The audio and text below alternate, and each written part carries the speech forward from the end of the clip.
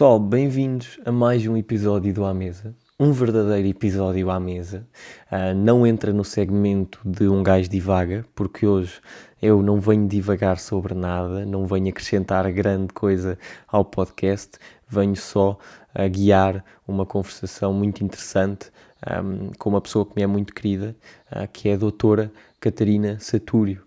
A Catarina é psicóloga clínica, especializada em várias áreas, com várias formações, que trata muito a ansiedade, portanto eu diria especializada em ansiedade, e que vem muito aqui ao encontro do que vocês me foram pedindo no Instagram.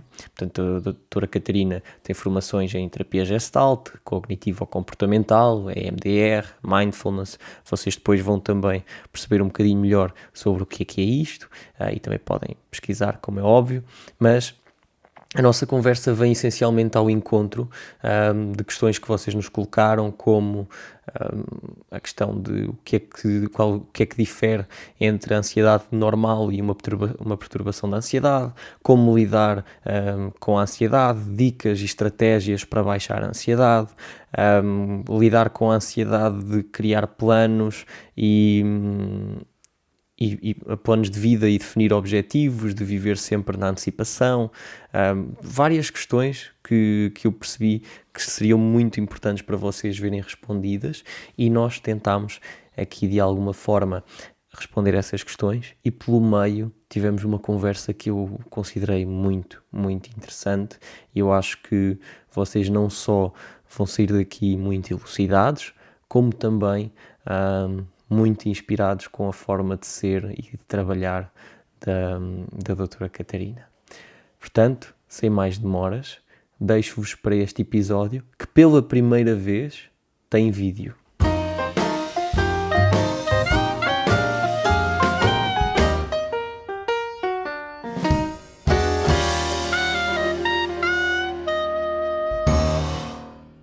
Ok, já estamos no ar. Portanto, Bom dia. bom dia, Como se ainda Catarina. não tivéssemos falado.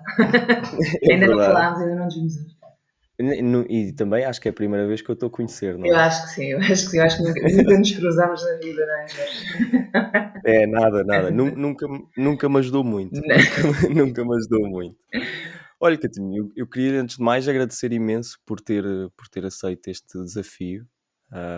Eu acho que é muito importante para os nossos ouvintes, especialmente dadas as perguntas que eles nos colocaram, e eu tenho a certeza que a Catarina nos pode ajudar aqui muito a esclarecer algumas dessas questões.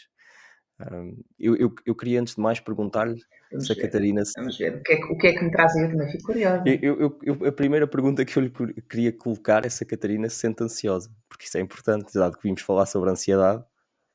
Não, sabe, não porque eu não estou a associar isto a tudo, não é? Ou seja, sabe que, pelo contrário, e há um estudo de Oxford muito giro, que começo já aqui, já sabe que eu sou sempre Claro, psicopedagoga, que é dizer que realmente entre ansiedade e entusiasmo, fisicamente e quimicamente, a resposta é muito semelhante, não é? uhum, Quando nós pensamos na borboleta na barriga, não é? Naquela excitação, mesmo a criança, na noite antes de, de fazer anos, que mal consegue dormir, e depois mais tarde até podemos associar esta insónia a uma coisa muito angustiante, mas diria que ansiosa não. Entusiasmada sim, porque eu gosto sempre de falar. Ponto número 1. E gosto sempre de falar sobre a ansiedade. E que as pessoas tenham curiosidade. Ponto número 2. e, Portanto, estou curiosa acima de tudo. e não se cansa, porque e lá está, o seu trabalho ainda por cima é bem diferente, que requer que a Catarina fale bastante sobre ansiedade. Mas eu, por exemplo, eu que tenho ansiedade, eu por vezes chego a um ponto, apesar de falar abertamente, mas chega a um ponto que muitas vezes já me canso e frustro com o falar da ansiedade. A Catarina não sente isso? Bem, não, porque a ansiedade é vivenciada e gatilhada por razões Uhum, muito diferentes. Ou seja, imagino que se todo o meu dia de trabalho ou todos os meus anos de trabalho fossem centrados em ah, quase uma psicoeducação sobre o que é a ansiedade, o que é o lado químico, o que é uma amígdala, tornar-se monótono.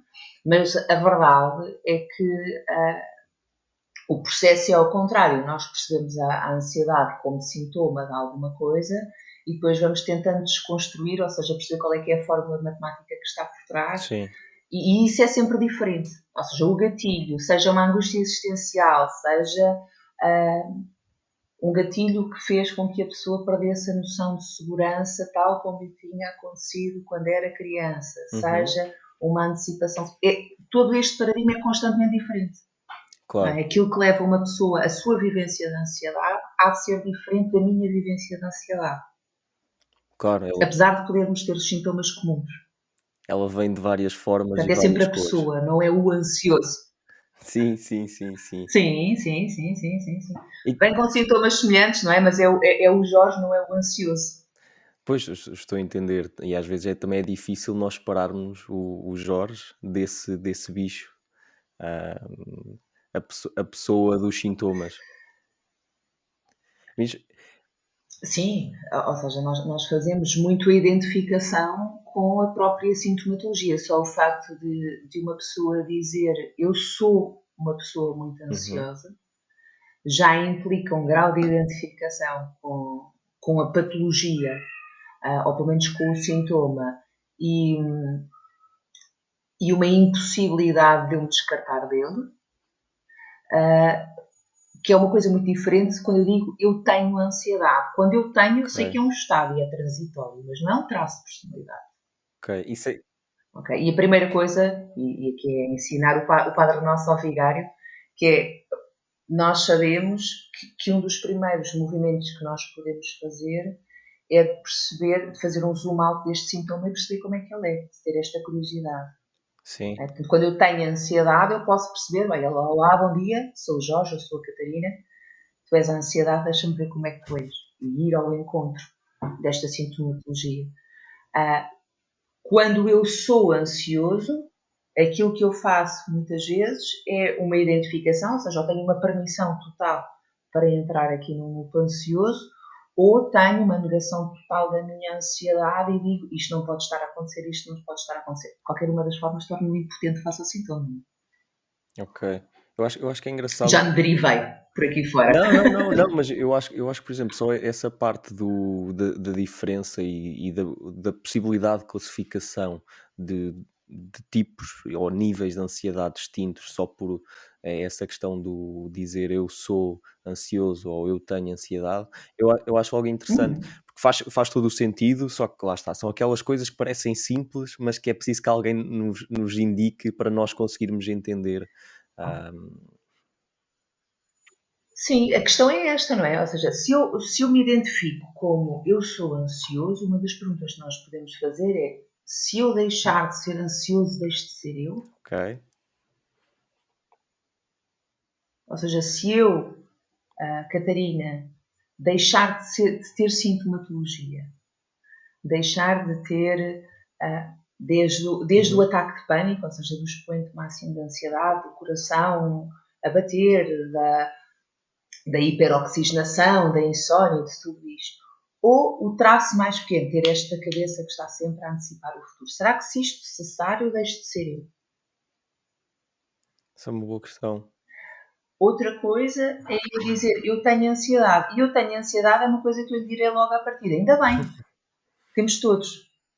Em graus diferentes, desde que ela não seja patológica. Mas ainda bem, porque a ansiedade não é aqui nenhum bicho-papão. Pelo contrário, ela é muito protetora. Não tiver ansiedade, não olhe para a esquerda e para a direita para atravessar uma estrada e leve com o carro por cima. Sim, Portanto, a ansiedade é protetora, quando adequada ao meu contexto. Não é? E aí o eu tenho ansiedade pode ser uma coisa transitória que eu vou cuidar, seja sob que forma for. Pode ser só uma constatação, dizer eu tenho ansiedade, como eu tenho um coração. claro. Está cá, está a cumprir a sua função. Sim, sim, O sim. eu sou já é uma coisa que eu gosto menos.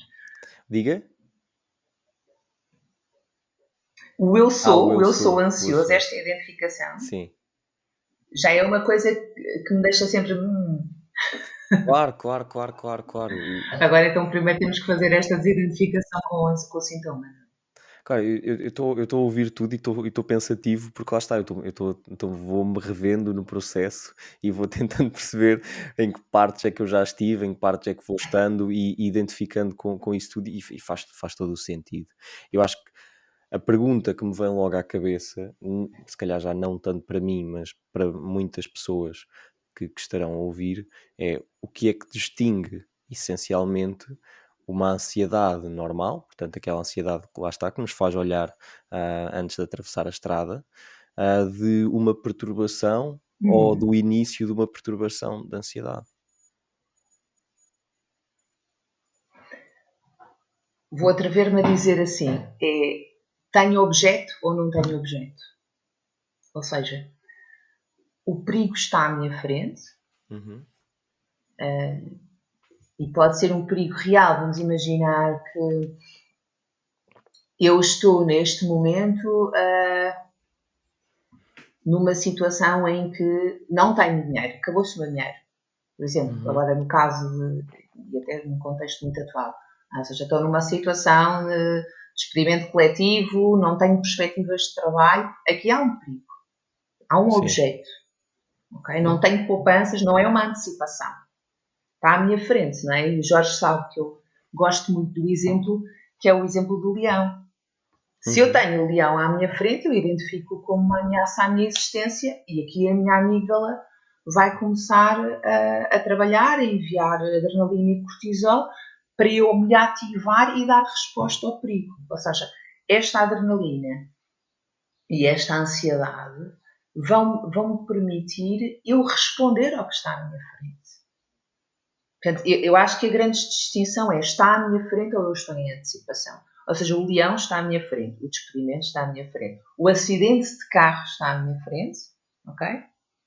Ou seja, eu estou neste momento em perigo, ou eu não tenho objeto. Eu estou, e já sabe, esta expressão você também sabe, Sim. provavelmente os seus ouvintes não, que é a louca da casa, não é? Este ser que habita aqui o lado de cima e que vai fazendo estas antecipações de forma protetora, mas muito desadequada da realidade, que é: e se? E se eu não consigo? E se eu falho? E se eu me despeço? Ou e se eu sou despedido? Ou e se aparece o leão depois daquela esquina? Uhum.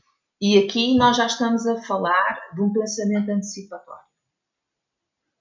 E já estamos a falar da impossibilidade de dar resposta àquilo que está na minha cabeça. Para o meu corpo, não há distinção nenhuma. Porque se eu Claro. acreditar piamente que amanhã corro o risco de ser despedido, que daqui por um ano eu corro o risco de ficar numa situação qualquer de fragilidade, o meu cérebro diz pensamento, eu acredito muito nele, para cá está a identificação, não é? Eu acredito muito aqui na minha boca da casa, e a minha amiga ela vai dizer: estás em perigo.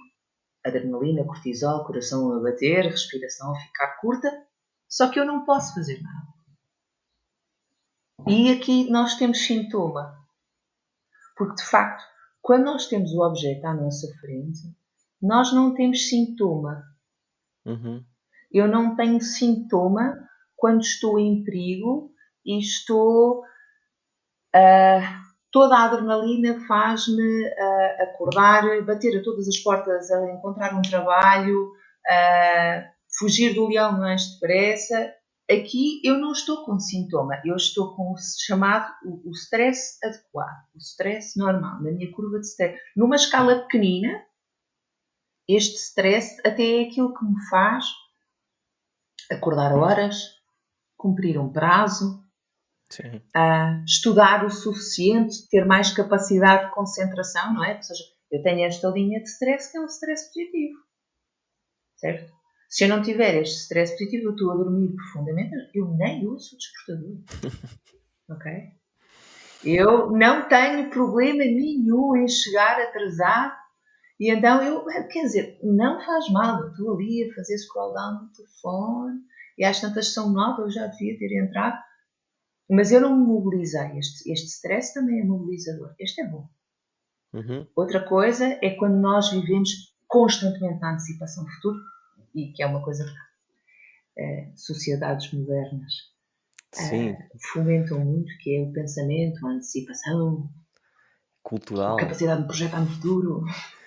É, É muito cultural, isto não é? uma coisa que foge um bocadinho a isto, mas que eu por acaso ainda ontem li, eu acho que vem mostrar aqui mais esta parte de como a cultura está a ser moldada consoante aquilo que são as modas e também um bocado as influências das redes sociais. Uhum. É que eu vi, era um post qualquer de alguém no Twitter ou assim, a dizer que nós podemos ter hobbies, nós não precisamos hobbies por gosto, pelo simples prazer de ter um hobby e Uhum. fazer alguma coisa que nós gostamos fora Uhum. trabalho, fora a ação produtiva. Nós não precisamos que todos os nossos hobbies monetizem, que todos os nossos hobbies nos tragam notoriedade, que nos tragam prestígio, que nos levem a algum lado. Nós podemos ter hobbies pelo simples prazer de ter um hobby. E, e isto parece uma coisa muito básica, não é? Mas eu depois começo. Lá está a primeira coisa que eu. Mas não é, mas É. não é, porque isto é aquilo que o Jorge me está a falar é a cultura da ocupação. Uhum. Ou seja, ah, quando nós encontramos um amigo que não vemos há muito tempo, a própria forma como nós nos apresentamos e aquilo que perguntamos ao outro é o que é que tens Sim. feito? Não é? É a cultura do fazer. Ou seja, é quase como se eu diabolizasse esta coisa do não fazer nada. E o Pascal tem uma frase que eu gosto muito, que é: eu creio que todo o mal da humanidade reside no facto de um homem não conseguir estar quieto dentro de uma sala. Ou seja, eu posso ter a cultura de não fazer nada. E quando eu faço um hobby, eu não faço porque eu tenho que acrescentar mais coisas à minha vida e eu tenho que ser ativo. Eu posso fazer um hobby pelo simples facto de que eu gosto do hobby. E esse hobby pode ser não fazer nada, Sim. não é? Que é o aquietar. O aquietar. Porque nós passamos o tempo todo. E não é. E aqui voltamos um bocadinho à ansiedade que o Jorge estava a Uhum. falar. Nós passamos o tempo todo a tentar ocupar-nos. Ocupar-nos. Eu combino uma coisa com um amigo, eu faço um trabalho, eu tenho um hobby, eu crio mais não sei quantas coisas, eu faço um desporto e depois, no fim do dia, eu aquieto, vou para a cama e não Uhum. adormeço. Porque neste momento em Claro. que deixou de haver objeto, em que eu volto a mim, aqui, eu volto àquilo do qual eu andei sempre a fugir e nós conseguimos passar a vida inteira nesta cultura do fugir de mim. Fugir de mim. Que é uma coisa inacreditável. Nós estamos 24 horas por dia, 7 dias por semana, desde que nascemos até que morremos, a habitar-nos por dentro. Uhum. E parece que quando estamos quietos numa sala, a arte de nos aborrecermos, que é uma coisa que já.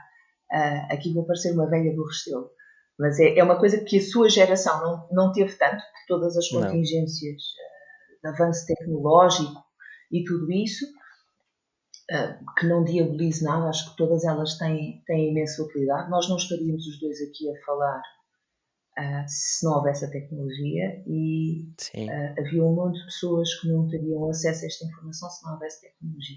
Mas tem aqui outro senão, que é a questão de eu ter constantemente acesso a estímulos, constantemente acesso a um programa, a uma série. De repente eu tenho o mundo todo à minha frente, eu posso fazer tudo e eu não sei esperar. Não é que a minha geração fosse superior nesse aspecto do saber esperar. Também fomos todos adolescentes. Agora, Sim. éramos obrigados a esperar, porque só havia um canal e meio e só começava a emissão à tarde e uma pessoa ficava a olhar para a mira técnica. Portanto, a arte de aborrecer-nos, podíamos nos aborrecer, não é? A típica resposta dos anos 80 que era: mamãe, o que é que eu faço? E a mamãe dizia: vai fazer este pão. Entretém-te aí com qualquer coisa. E parecendo que não, isto permite-nos encontrarmos-nos connosco, de alguma forma. esta percebo. cultura, e que é uma cultura também muito veiculada com redes sociais, que também não as diabolizo, servem para o que servem,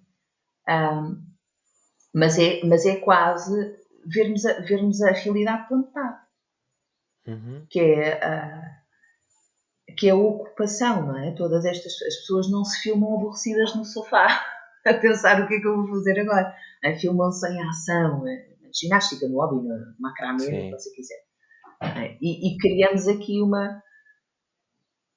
quase como se nós tivéssemos que viver essa vida É, e não é uma boa pudéssemos ter um hobby introdução. porque sim.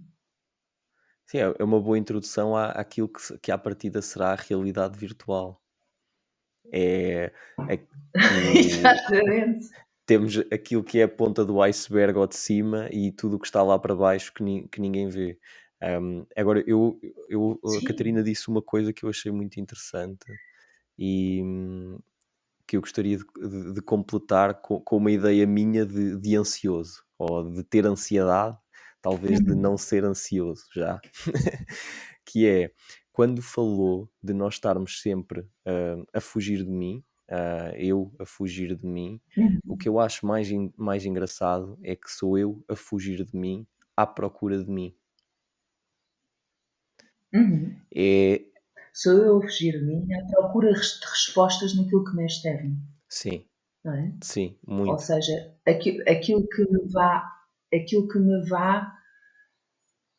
mesmo, e não pessoalizando com o Jorge, mas este movimento até em terapia, é muito comum, que é eu estou a fugir de mim, ou seja, eu não estou a conseguir aguentar aquilo que eu estou a sentir. E assim, e atenção, a sintomatologia ansiosa é uma sintomatologia subejamente difícil de se conseguir suportar. É de uma angústia, de um desgaste físico. E então, se falarmos de ataques de pânico, então, que é uma sensação de quase morte, é uma coisa terrível. A sintomatologia é Uhum. horrorosa. E é naturalíssimo que as pessoas não o queiram sentir. Eu não quero sentir isto. E então eu fujo de mim, e fujo até muitas vezes, mesmo que muita gente ataque de pânico, da minha cabeça, de estar comigo, de tudo isso, e vou tentar procurar-me naquilo que me é externo. Ou seja, numa técnica qualquer que não me implique eu estar com a sintomatologia. Ou seja, vou procurar-me na, na medicação. Já vou explicar aqui esta ideia. Na medicação, sem fazer mais nada, não é? Como se houvesse aquele comprimido que me salva. Vou procurar-me numa técnica de hipnose, relaxamento, regressão, mas qualquer coisa, e que todas estas técnicas são válidas, a psiquiatria também, tanto que trabalho e acho que trabalharei sempre com psiquiatria, sempre que ela é necessária, mas que depois implica o estarmos connosco. E a verdade é que em psicoterapia, a maior parte das pessoas que se senta na cadeira que está à nossa frente quer que o sintoma mude, quer que o mundo mude, mas não quer mudar. Porque é Uhum. muito desconfortável. A coisa mais difícil num ser humano é ele mudar, ele olhar-se para dentro e muitas vezes até é o desespero, que é quase uma perspectiva até de aprofundar o próprio desespero para a pessoa não ter outra hipótese que não mudar. É o desespero o catalisador desta mudança.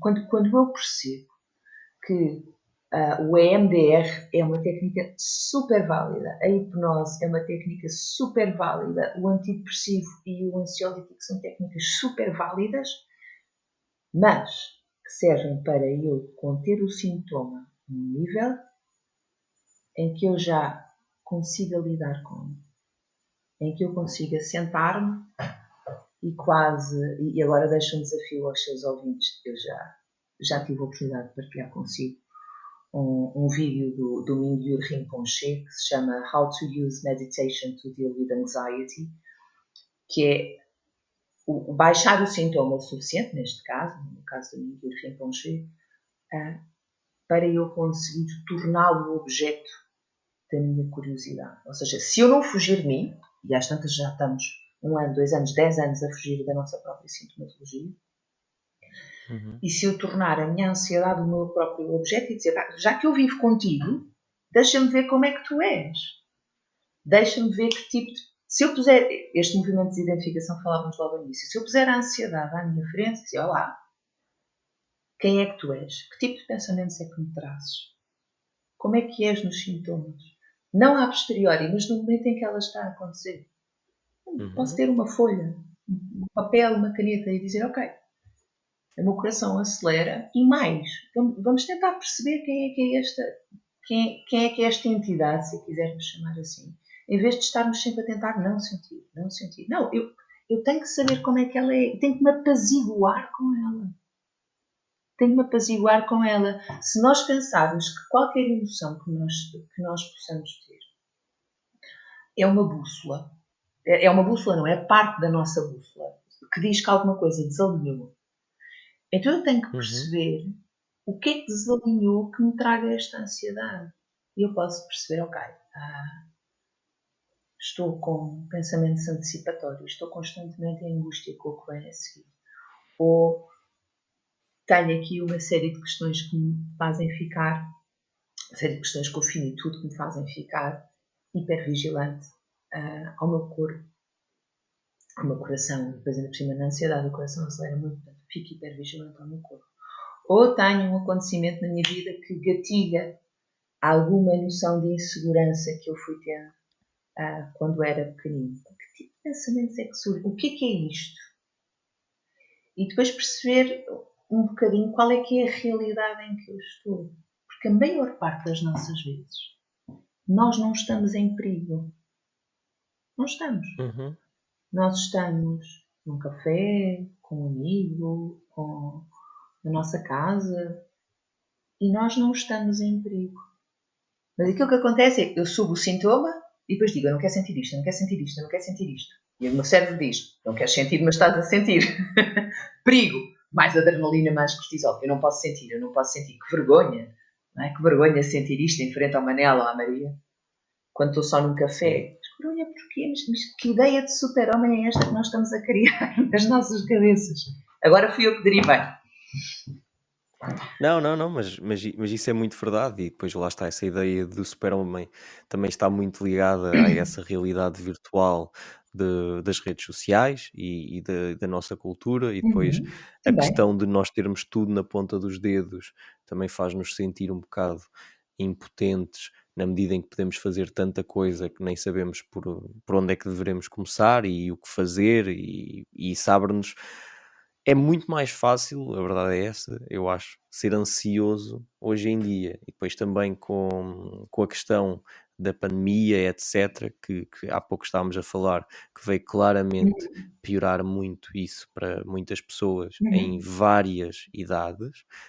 Claro que para quem, como eu, já tinha passado por muita ansiedade, agora as coisas são um bocadinho diferentes, estão mais ou menos estáveis, ou estão melhores até, mas para quem nunca se tinha obrigado a ficar com ele próprio, com ela própria, se calhar agora as coisas pioraram um bocadinho, e há outros medos, etc.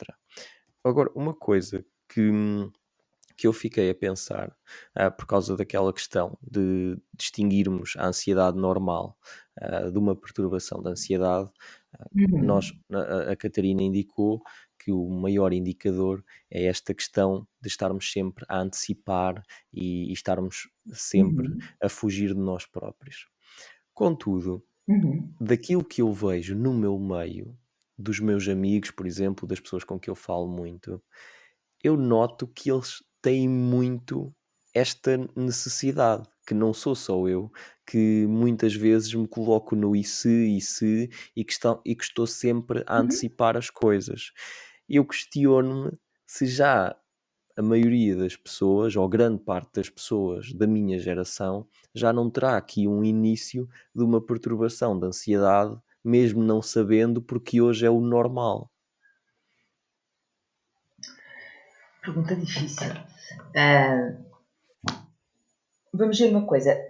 Antecipar, mais uma vez, nós não podemos diabolizar nem a antecipação, nem a ansiedade, nem a tristeza. Aquilo que nós podemos refletir é o seguinte: nós todos nascemos com uma caixa de ferramentas. Uma das ferramentas que nós temos é a antecipação. Ou seja, a antecipação, leia-se, a capacidade de eu me projetar no futuro. Eu própria, nós os dois, para estarmos aqui hoje, precisamos de antecipar. Sim. Ou seja, falar, na realidade até já devíamos ter gravado há mais tempo, depois é o quê? É a vida a acontecer. Claro. Mas nós projetámos-nos os dois no futuro, partindo de uma série de pressupostos. O primeiro deles é que íamos estar vivos. Que é logo a primeira antecipação que nós fazemos. Mas nós escolhemos deliberadamente, o Jorge e eu, olharmos para as nossas agendas e dizermos, bom, à partida, nós, segunda-feira, às 9 da manhã, conseguimos estar a conversar. Okay? Partindo de uma série de pressupostos. E esta é uma ferramenta que nós temos. É um martelo. Deliberadamente, nós escolhemos antecipar.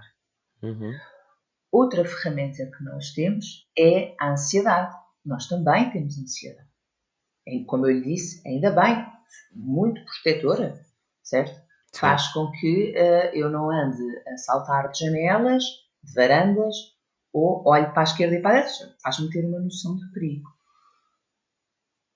Isto é uma coisa, e o Jorge, já não é a primeira vez que eu vejo este exemplo, mas é perceber que se nós, de facto, fomos menos metafóricos e mais pragmáticos e pensarmos que esta caixa de ferramentas, a antecipação é um martelo, o martelo é porreiro. Se eu quiser pregar ali nas paredes um prego, eu preciso do martelo, ele é bom. Ou seja, se eu quiser marcar consigo este podcast, a capacidade de eu antecipar é boa. É uma escolha. Nós sabemos, entretanto, que a vida pode acontecer. As plataformas de podcast podem não funcionar, alguém pode estar doente, a vida acontecer. Agora, se eu quiser fazer jardinagem, e se eu usar o martelo, vai-me dar cabo das plantas todas. Se eu quiser parafusar uma mesa e começar a martelá-la, eu vou estragar a mesa. Isso quer dizer que o martelo é mau? Não. Quer dizer uma coisa. É que não é adequado. Ponto número 1. E ponto número 2, o que isto quer dizer é que eu, automaticamente, estou a usar a antecipação. Okay? Que este é o meu modus operandi. E aqui entra na segunda parte da sua questão, que é, será que geracionalmente a minha geração, geracionalmente as pessoas da sua idade já vêm com este bug da antecipação?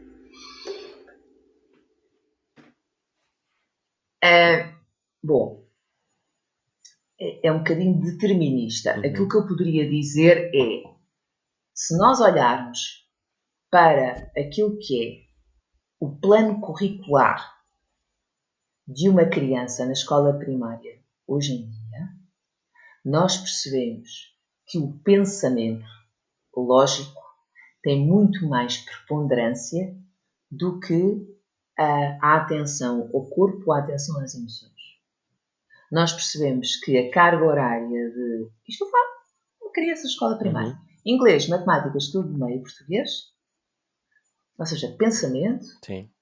É muito mais preponderante, não só a nível de carga horária, como da importância que professores, pais e alunos, consequentemente, lhes dão, do que educação física, que acontece uma vez por semana, ou seja, corpo, a música, a artes, e aquilo que nós estamos a construir é...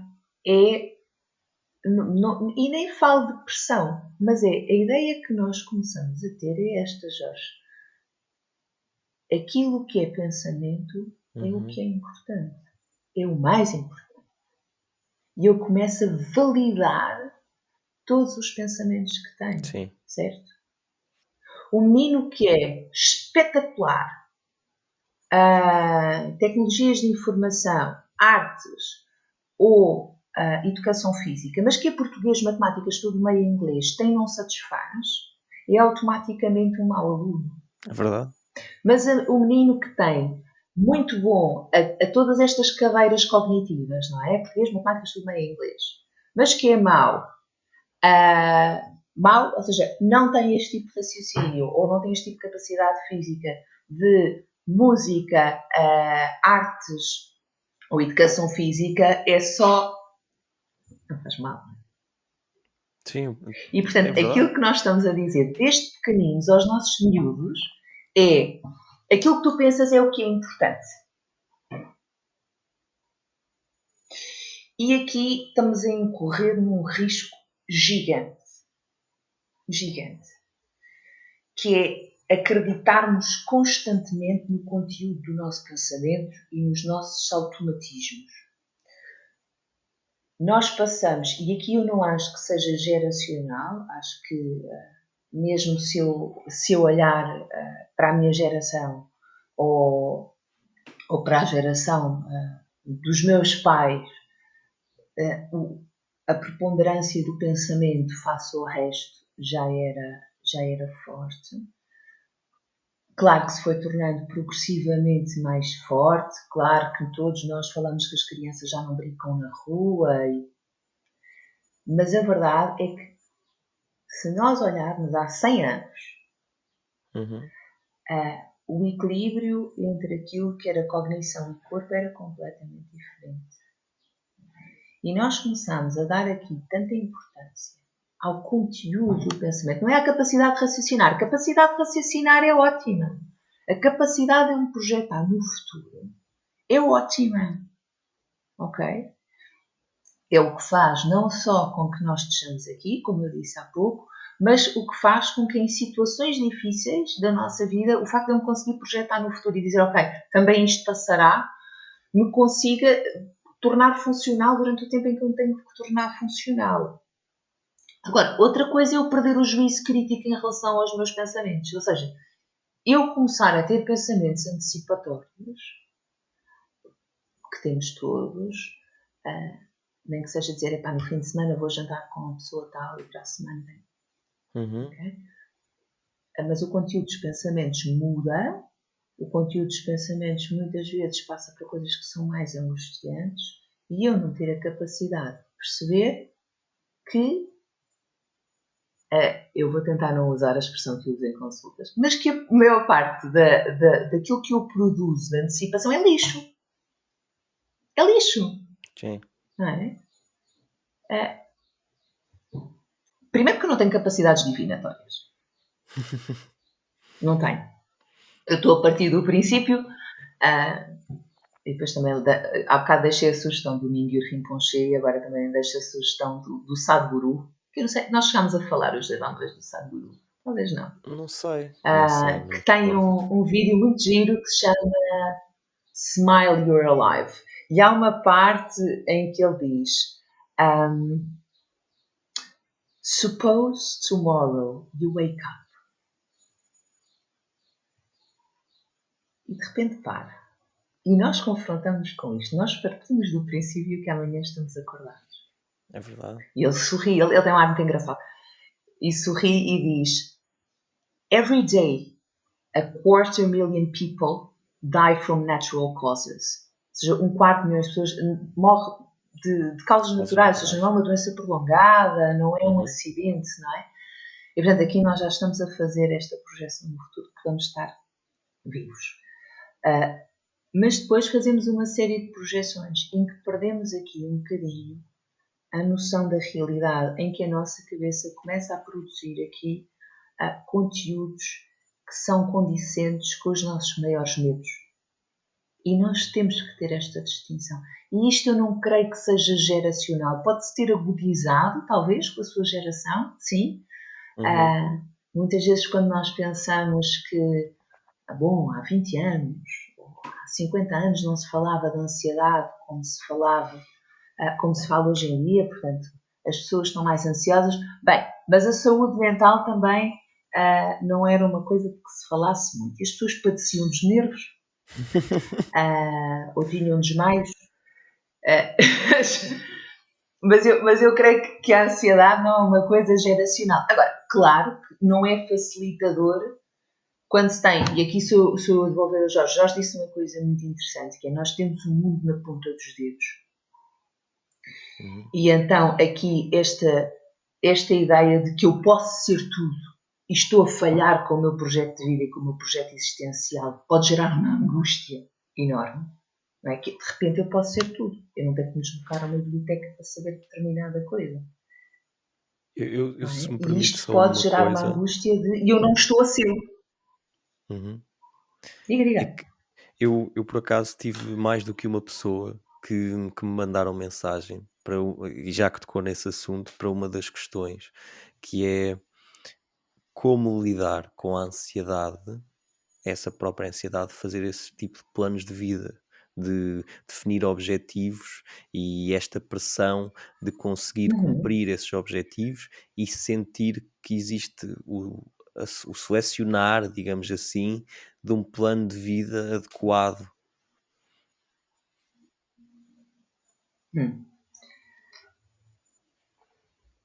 Vamos a uma coisa.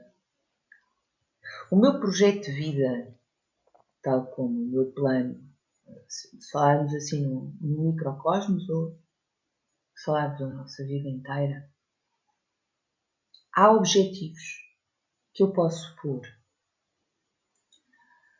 Agora, primeiro que tudo, eu tenho que perceber qual é que é o meu ponto de partida. Ou seja, vamos imaginar que eu quero chegar na minha carreira a uma posição X. Eu tenho que perceber qual é que é o meu ponto de partida. Ou que quero viajar pelo mundo, eu tenho que saber qual é que é o meu ponto de partida. Eu tenho que perceber que recursos é que eu tenho e quais é que eu preciso de adquirir. Não é só o caminho, ou seja, que passos são. É olhar para mim e não ter medo de perceber que entre o meu eu real e o meu eu ideal existe aqui um espaço. E eu tenho que olhar para o meu eu real e não dizer assim, tu não és suficiente. Não é? Porque isto já não é um eu ideal, isto é um pequeno Mussolini castrador que diz, não és suficiente. Não, eu tenho que olhar e perceber quem é que eu sou. Quem é que eu sou? Que capacidades é que eu tenho? Okay? Que características de personalidade é que eu tenho? Agora, metessem-me a mim a trabalhar num escritório das 9 às 6, por muito bem pago que fosse, eu era miserável. Miserável. Podia ser CEO do que quer que seja. Odiava. Porque não é isso que eu sou. E não tem só a ver com o tipo de profissão. Não é? Tem a ver com uma pessoa poder gerir o seu horário, tem a ver com liberdades de uma série de coisas. Para outra pessoa, pode ser muito angustiante ter uma profissão em que se vai construindo, se vai marcando, há meses em que se trabalha, há meses em que não se trabalha, não é? E preferem um ordenado mais baixo, das 9 às 6, saber com o que conto. E isto não é bom nem é mau. Porque esta a sua geração, e a minha também, que é a geração do empreendedorismo. Temos que ser todos empreendedores. Não é verdade. Não é? Não é verdade. Isso é mentira. Nós temos é que olhar para aquilo que nós somos. E então, muitas vezes, quando nós fazemos um projeto de vida, aquilo que nos causa mais ansiedade é não olharmos para qual é que é o meu ponto de partida. Se eu quero chegar a determinado sítio, eu tenho que perceber. Mas eu tenho um curso para isso? Eu tenho características de personalidade que se coadunem com isso? Ou seja, o que é que eu preciso? E aqui eu começo por perceber, não com a cenoura que está lá à frente, mas perceber, ok, se calhar eu primeiro preciso tirar este curso, por exemplo. Ou se calhar primeiro eu preciso treinar esta capacidade. Ok? E vou fazendo, vou percebendo, para ir até lá e tendo em conta o meu ponto de partida, quais é que são os passos que eu tenho que tomar. Ok? Esta é a primeira coisa. Quando nós traçamos um objetivo e não percebemos qual é que é o nosso ponto de partida, nós estamos a preparar-nos para falhar. Nós já estamos Claro. a pôr-nos numa posição de falha. Ok? E depois é perceber que é daqui que muitas vezes vem a angústia. Que é eu estar à espera de atingir coisas para as quais eu não percebi de onde é que eu venho. Qual é que é o meu ponto de partida e o que é que eu preciso trabalhar. Depois há uma segunda angústia, que é perceber que a vida não se coaduna com planos. Sim. Ou seja, o caminho não vai ser reto. O caminho não vai ser reto. O caminho, eu tenho objetivos, mas a forma como eu vou concretizá-los, aquilo que vai acontecer na vida, não vai ser estanque. E nesse aspecto há duas coisas que eu não posso deixar de referir. A primeira é nós percebermos a frase que o Samuel Beckett dizia, que era o falha mais, falha melhor. Ou seja, se nós não diabolizarmos a falha, se neste nosso plano de vida nós não dissermos a nós próprios, quando falhamos no objetivo, falhamos. Nós não diabolizarmos isto, não nos identificarmos com a falha, ou seja, percebemos que uma coisa é a falha, outra coisa é eu ser um falhado. E eu olhar para a falha e perceber o que é que aconteceu. Não é? O menino que chega à escola, da escola a casa e diz tive não satisfaz a uma cadeira qualquer. Pode ser a português. E ele pode ficar tão aflito com isto, mas aí eu falhei, como é que é possível? Eu devia ter feito melhor e feito mais. E começa aqui a diabolizar a português e a identificar-se a dizer eu não sou capaz, eu não sou bom a português, ele fica importante. Sim. Outra coisa é dizer, ok, tive não satisfaz a português, não é agradável. O que é que aconteceu? Eu não estudei o suficiente, eu não percebi a matéria, eu inibi-me de fazer perguntas nas aulas, o tempo, aquilo que é o meu raciocínio, porque o meu raciocínio verbal não é tão bom como o meu raciocínio matemático ou espacial, faz com que eu precise de mais tempo do que os outros meninos para apreender os conteúdos desta matéria. O que é que eu preciso? E se nós fizermos isto ao longo do nosso caminho, em que vamos falhar, vamos pôr aqui as coisas claras, nós vamos falhar. Estamos sempre a falhar. A nossa grande vantagem é nós conseguirmos olhar para a falha e perceber, ok, o que é que aconteceu? O que é que falhou? E que recurso é que eu preciso para dar a volta a isto? Ou seja, eu tinha planeado ir por aqui, não deu. Então, eu vou olhar e perceber, não deu porquê, o que é que aconteceu, o que é que eu preciso, que ajuda é que eu preciso. E então, vou tentar ir por outro lado. Vou tentar ir buscar os recursos que eu não tinha e que fizeram com que eu falhasse. Okay? Esta é a primeira coisa, é não diabolizar a falha. Ou seja, esta coisa do eu ideal, isto não existe. Isto não existe. A segunda coisa, não me lembro qual é que era que eu lhe ia dizer, mas já me vou lembrar. eu acho que eu também falho. eu acho que aí, para mim, existe até um problema ainda maior, e que está ligado a uma coisa que já falou, que é, para mim, o problema de qualquer plano de vida, qualquer coisa, qualquer tarefa, qualquer coisa que seja assim num prazo mais longo, eu acho, não sei, posso estar enganado, mas eu acho que já não me sinto tanto com problemas de falhar, ou vou-me importando cada vez menos, ou não tenho grandes problemas em identificar o meu ponto de partida e conseguir, com alguma facilidade ou não, alcançar aquilo que eu pretendo. Pelo menos eu não sinto que tenha muita dificuldade na minha vida a alcançar aquilo que eu pretendo, mas aquela questão que lá está, parece muito simples, mas para mim é muito difícil, supõe que amanhã acordas, é o mais difícil, que é eu estou sempre focado Uhum. no resultado final, naquilo que eu quero atingir, consigo bem até atingir o que eu pretendo, mas não me dou ao luxo, e não deveria dizer luxo porque não deveria ser um luxo, de me sentir Uhum. grato enquanto vou atrás disso. Há alguma forma em que eu deveria ou poderia conseguir lidar melhor com esta questão de viver o momento presente e sentir gratidão por aquilo que eu vou, atingindo ao longo do caminho?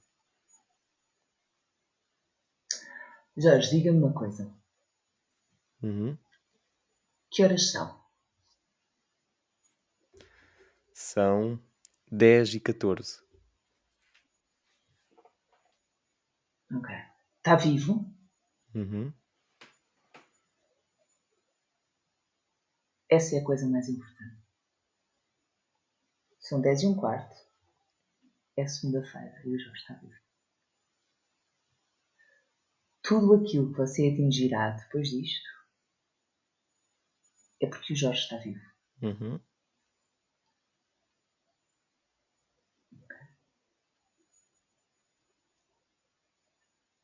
Agora, olhe para aquilo que aconteceu desde que acordou até às 10h15. O que é que se daria uma palmadinha nas costas? Porque nós somos bons, não é? Dizerem o que é que falhamos. O Jorge foi bom em apaziguar-se com isso. Mas diga-me, só se olhar, o que é que foi mesmo bom até agora? Eu consigo ver logo que eu tive aqui alguma habilidade ao montar 27 luzes diferentes para conseguir que isto tivesse alguma visibilidade. Ok, montei 27 luzes para ter visibilidade. Boa! Foi ardiloso? Boa! E quando montou essas 27 luzes e conseguiu, o Jorge conseguiu tirar um minuto para dizer: boa. Dificilmente essas coisas acontecem. Ok. Certeza absoluta que houve mais coisas. Diga-me mais coisas que tenha sido bom até agora. Desde que acordou. Que horas é que acordou? 7h50, acho eu. 7h50. Portanto, você já leva aqui umas 2 horas e quase meia de estar acordado. Uhum. Montou 27 luzes. E mais? Bem, o que é que eu fiz assim? Não fiz grande coisa, eu acho assim de grandes sucessos. É Montei aqui isso. estas coisas É isso. todas. É isso. Não, não, não, não.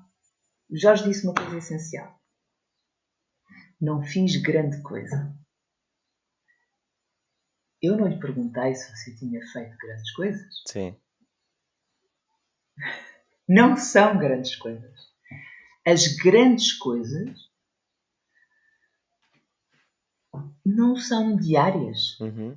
Ou seja, o grande trabalho, o grande casamento, o nascimento dos filhos, a, a grande festa, o grande apaixonamento. Isto não acontece todos os dias. Isso não é a vida, isso é o fim. Uhum. Okay? Ou é o início de alguma coisa, dependendo dos Sim, casos, não sim, é? sim, sim. Mas mas o Jorge disse aquilo que é essencial e eu acho que é inerente a qualquer pessoa, ou à grande maioria das pessoas, que é esta resposta do eu ainda não fiz grande coisa. Bom, acordou, Uhum. está vivo, isso parece-me uma grande coisa. Para muitas pessoas é. Parece-me logo porreiro. Acordou, está de saúde, é o que sei. Provavelmente se olhar à sua volta tem as pessoas de que gosta. Uhum. Tem a oportunidade de estar a fazer uma coisa maravilhosa, que é fazer chegar a outras pessoas informação que você considera relevante. Portanto, são 2 horas e meia de vida Uhum. e o Jorge conseguiu estar acordado. Boa. Está de saudinha. Boa. Ah, fez um podcast, ou está a fazê-lo ainda. montou 27 luzes ardilosas. Parece-me bom para 2 horas e meia, não é? Já é alguma coisa, é verdade. É alguma coisa. Eu acho que não. Nós estamos sempre à espera do grande momento em que. Uhum. O grande momento em que. E se nós formos ver, na realidade, os momentos em que fomos mais felizes, eu não sei se não foram os grandes. Bom, vou ter que retirar daqui o facto de nos tornarmos mães ou pais, bastante marcante, para Uhum. quem se casou, bastante marcante, aquela promoção. Mas no nosso dia a dia, isso não é a nossa vida. Não É é. verdade. No nosso dia a dia é. Não sei, repare, agora estou a refletir consigo, não é? Nós tivemos num ano 2 momentos de confinamento. Aquilo que eu ouvi mais vezes foi eu nunca ouvi ninguém dizer pá, estou cheio de saudades de ser promovido ou de ir a casamentos, não é? De ter bebês, até porque quem teve que os ter teve na mesma, eles não ficaram retidos, Sim. ou de ir ao shopping. Eu nunca ouvi isto. Nunca ouvi.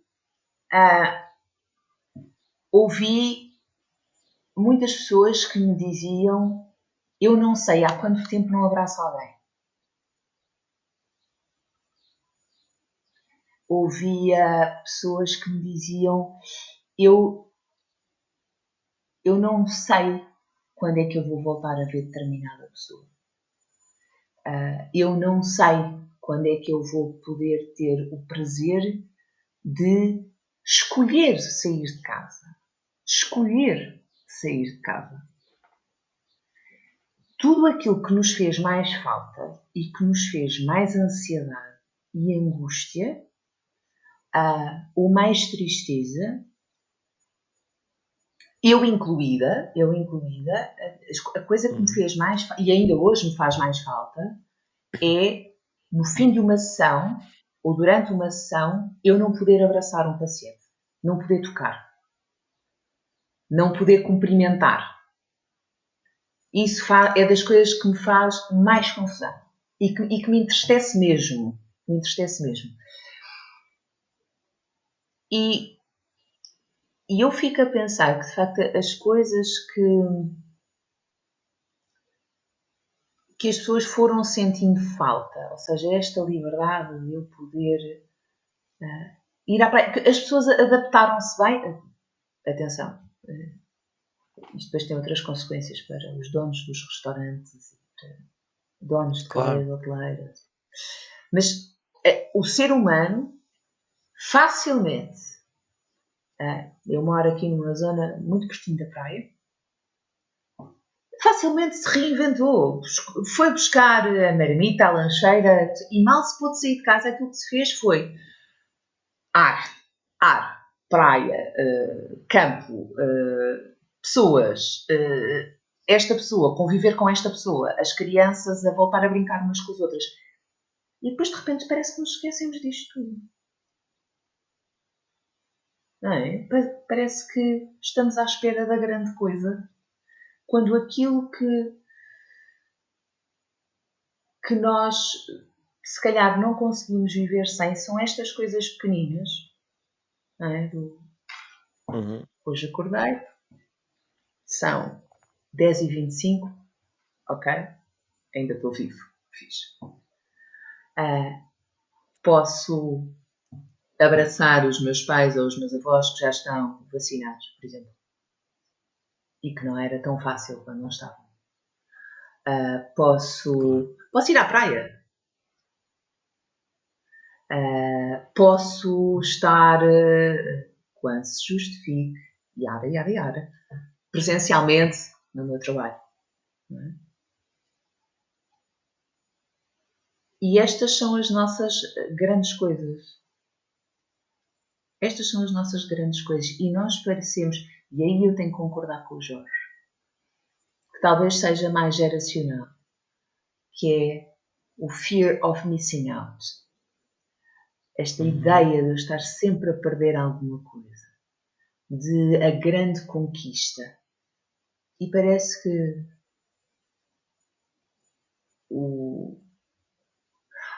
há quanto tempo é que o Jorge queria fazer um podcast? Há quanto tempo? Sim, é que tinha esta ideia. Desde eu não sei se finais de 2017 ou se desde meados, inícios de 2018. Ok, de qualquer das formas, 3 anos. Uhum. 3 anos. Terá havido, com certeza absoluta, alguma razão que o impediu de fazer. Sejam razões externas, sejam razões internas. E hoje, dia. Eu sou péssima com data. 3? Hoje é dia 3? 3 de maio? Eu acho que 2021. sim, eu acho que sim. Acha que sim? Vamos verificar. Bom, mas há de ser por São aí. três, Estamos no é dia início. 3, é dia 3. É dia 3 de maio, pronto, ok. Desde dia 3 de maio, 3 anos e 5 meses depois dessa ideia embrionária, que quando demora 3 anos e 5 meses a ser construída, de certeza absoluta que foi porque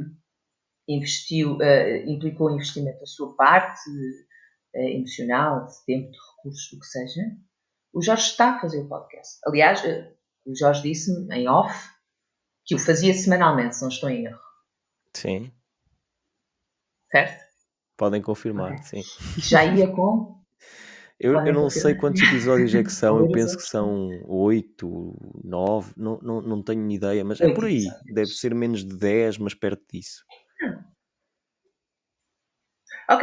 Portanto, o que implica que o Jorge, durante, vamos calcular que cada mês tenha 4 semanas, mas durante 2 meses e meio, mais ou menos, ou 2 meses, o Jorge semanalmente tenha conseguido encontrar um tema, encontrar uma pessoa, preparar um podcast e fazê-lo e publicá-lo e ter perguntas para hoje.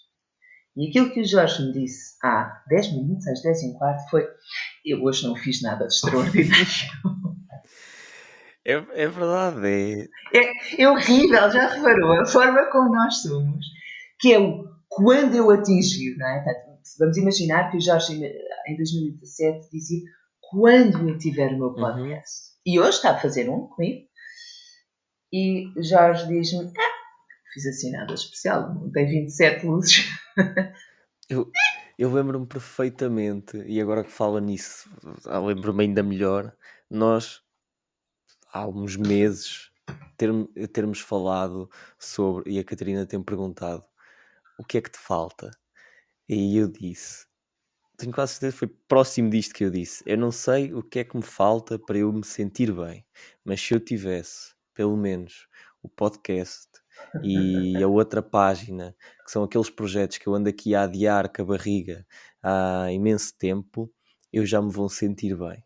E eu sabia que no dia em que lhe disse isso, que eu depois até comentei, provavelmente eu vou sentir que me vai continuar a faltar alguma coisa. No E lá dia em está. que eu atingir, sim. E aqui é que é a cabeça antecipatória, não é? Que eu ponho sempre. ah, eu ponho sempre a possibilidade de ser feliz no futuro. Uhum. E, portanto, quando eu atinjo determinada coisa, ah, seja o podcast ou a outra página que o Jorge tem, ou seja qualquer ponto de carreira, ou emocional, ou físico, a minha cabeça diz: e agora? Não é? E agora? É verdade. E é quase. Espera aí só um bocadinho. Mas este trabalho é um trabalho que pode ser diário, não é? Diário, que é perceber o que é que eu, o que é que eu fiz por mim hoje. Não é o que é que eu atingi. Isso é o fim. Mas é o que é que eu fiz por mim hoje. Não é? O que é que me deu gozo? E se não conseguir encontrar nenhuma resposta, então aí eu digo, olha, ok, então precisamos de encontrar alguma coisa, não é? Pode acontecer, estou absolutamente insatisfeito na minha carreira, na minha relação, na minha casa, o que seja, eu digo assim, parou então, vamos olhar. Mas o que o Jorge me está a dizer é aquilo que eu vivo hoje, né, aqui estamos a falar em termos de human doing, era aquilo que eu dizia que se tivesse, quando eu conseguisse, ia estar ok. E agora É verdade. fica aqui um bocadinho para os seus ouvintes a pergunta de quantas coisas é que estas pessoas disseram que quando atingissem, quando tivessem, iam estar ok. E que não estão a dar valor. Uhum. Então, porque já atingiram.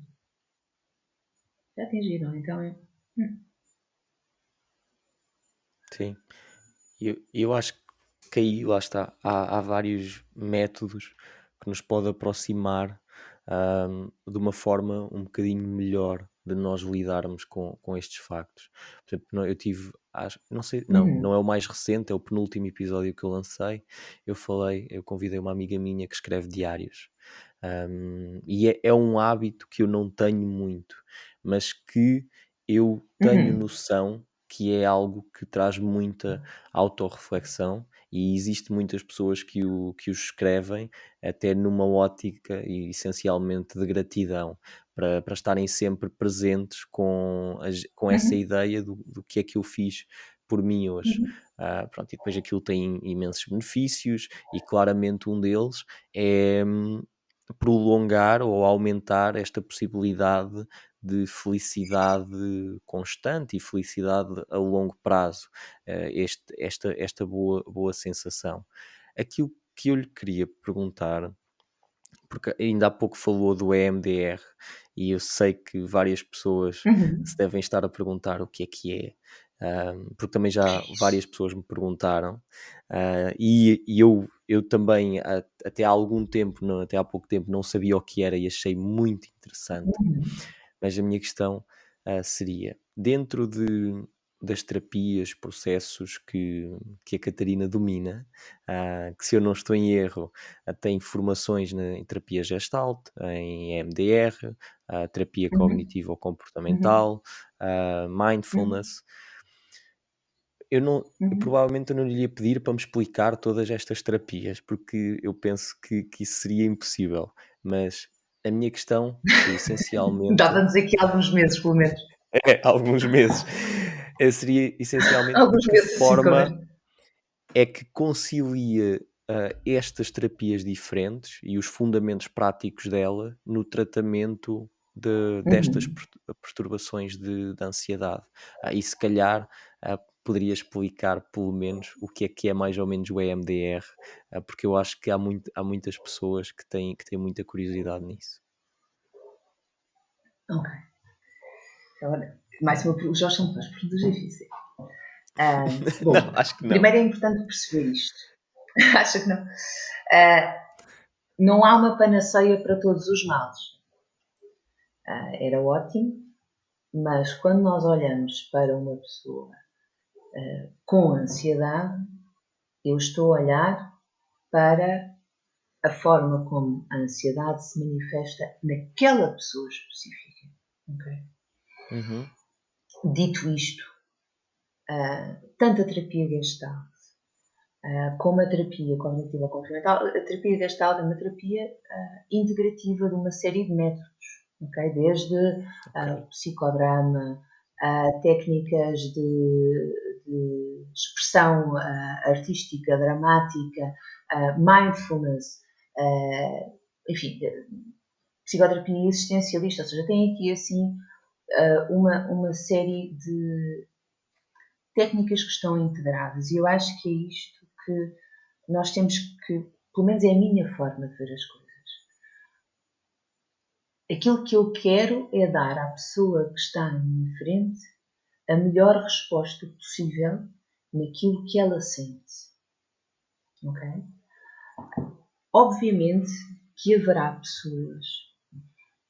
Se eu tiver uma pessoa que tenha técnica, tenha níveis de controle muito elevados, que tenha uma sensação de despersonalização ou desrealização, ou seja, a sensação corpórea de que o corpo não lhe pertence. Isto muitas vezes acontece quando estamos a falar de relações de ansiedade, ou de que não pertence bem à realidade, por causa da sensação de estar a ver um bocado um filme.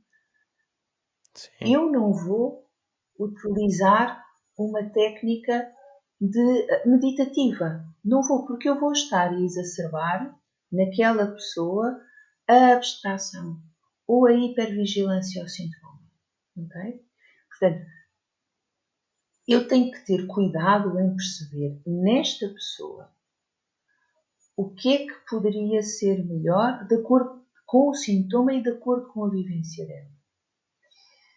Nós poderemos pensar o seguinte, e para explicar e tentar ir aqui um bocadinho ao encontro do que o Jorge me perguntava. Se eu estiver a falar de conteúdos traumáticos, e conteúdos traumáticos são, vou explicar em grande escala para depois explicar em micro. Uma pessoa que tenha o chamado trauma de guerra, okay? Eu vou tentar explicar isto de uma forma simples. Ou seja, uma pessoa que associou, esteve guerra colonial, okay?